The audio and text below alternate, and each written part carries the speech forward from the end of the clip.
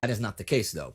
As 1941 rolls on, tensions in the area start to rise. Pibulin sees that if Japan chooses to attack Burma or Malaya, they would need to go through Thailand.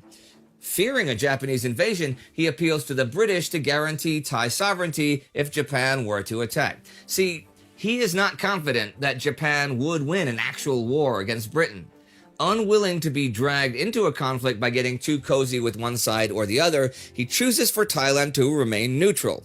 Sources suggest that the Japanese then basically tell Pibulin that they are going through Thailand either way. The Thai government is split between a pro-Japanese and a pro-neutral group. Pibulin meets Japanese attaché Hiroshi Tamura. Tamura quotes Pibulin in his memorandum home, who reportedly says, "Should Japan start war against Britain, it would first have to capture Singapore. To do this, there is no other way but for it to pass through southern Thailand. So I've been thinking of averting my eyes from what happens south of Prachuap Khiri Khan. But I want you to avoid sending forces through the Central Plains because this would have its impact on Thailand's honor and dignity. Should you have to invade Burma, you will need to pass through Central Thailand. However, I would like you to postpone this until I have been able to get prepared for it. To try to pass through by forcing us will certainly disgrace me before the people of Thailand." But a few days later, Pibulin has his representative to Britain convey the message that Thailand fears a Japanese invasion is expected any moment now. They once again urge Britain to guarantee Thailand's neutrality. Britain ends up doing this, with British Prime Minister Winston Churchill stating that they would safeguard Thailand's independence and that Britain would regard an attack on Thailand as an attack on Britain. And then, shortly after December 4th, Pibulin disappears. Really, he disappears. He's still gone on the 7th when Japanese officials want to give him an ultimatum for Japanese forces free passage through Thailand. But he's nowhere near Bangkok. He's gone to Thailand's eastern border for reasons still clouded in mystery and ambiguity. Well, he makes his way back to Bangkok, but he misses the ultimatum deadline. The Japanese cross the border, and Thai troops resist with force. He arrives halfway through an emergency cabinet meeting. He calls a ceasefire and then discusses the 4 options that Japan has given him. They are 1. An alliance with Japan. 2. Thailand's entry into the Tripartite Pact. 3. Cooperation with Japanese military operations. Or 4. Accepting Japan's aid in the mutual defense of Thailand.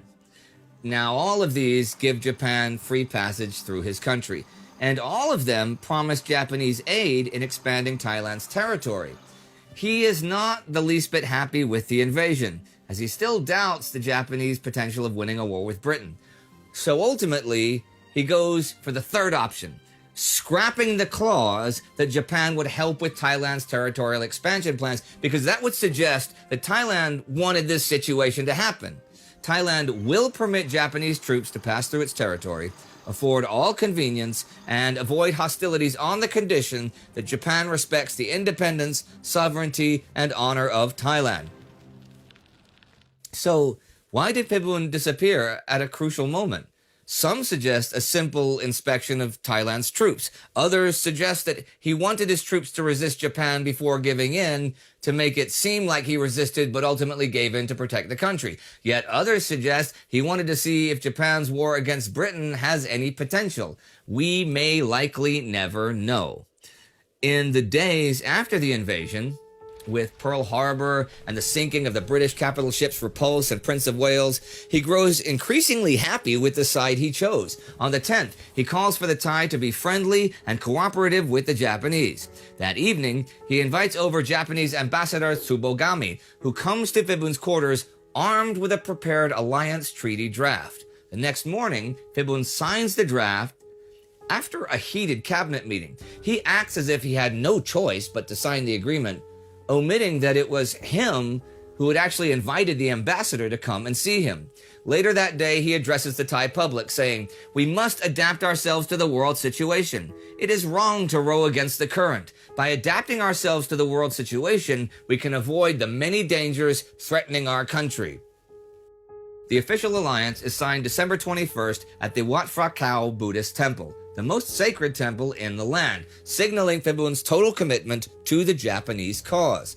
Just over a month later, January 25th, 1942, Thailand declares war on Britain and the United States, but Phibun's hopes that his new alliance will help him create that greater Thailand quickly melt.